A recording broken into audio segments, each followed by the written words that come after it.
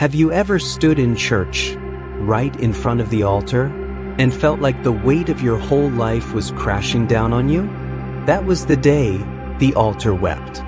There was a young man named Donald. On the outside, he looked fine. He laughed with his friends, he dressed well, he even carried his Bible. But inside, he was drowning. He carried guilt, secret mistakes, and a heart that was far away from God. And the worst part? He thought no one knew. But you and I both know, you can hide from people, but you can never hide from God. The Bible says in Hebrews 4 verse 13, "Nothing in all creation is hidden from God's sight. Everything is uncovered and laid bare before the eyes of Him to whom we must give account." One Sunday morning, Donald went to church as usual. But that day, when the pastor preached, the word hit him differently. It wasn't just words, it was the conscious truth piercing his heart. The scripture that shook him was 1 John 1 verse 9.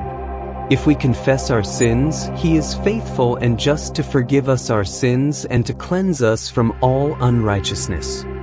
Suddenly his chest felt heavy. His eyes filled with tears. He tried to hold it in, but he couldn't. At the altar call, he walked forward trembling. And as he knelt there, the altar seemed to weep with him, not because the wood had feelings, but because heaven itself was rejoicing over a sinner coming home. Donald cried out, "Jesus Christ, I am tired of running. Forgive me. I need your salvation." And something happened right there. The same boy who carried shame walked away with peace. The guilt that pressed on his chest lifted. The emptiness was filled. That is the power of repentance.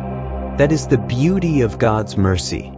The Bible says in Luke 15 verse 7, "There will be more joy in heaven over one sinner who repents than over 99 righteous persons who need no repentance."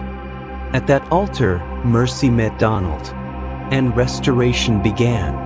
Now let me ask you, my friend, how long have you been carrying your own hidden battles? How long have you been smiling outside but breaking inside? The conscious truth is this: Jesus Christ is not waiting for you to fix yourself before you come to Him. He is waiting for you as you are. Repentance is not about shame, it is about freedom. Mercy is not weakness, it is God's greatest gift. And salvation is not just for church people, it is for you right now. When the altar wept for Donald, it wasn't about tears on wood. It was about a heart restored to God. Today, the same Jesus Christ who met him can meet you. The same mercy that forgave him is available for you.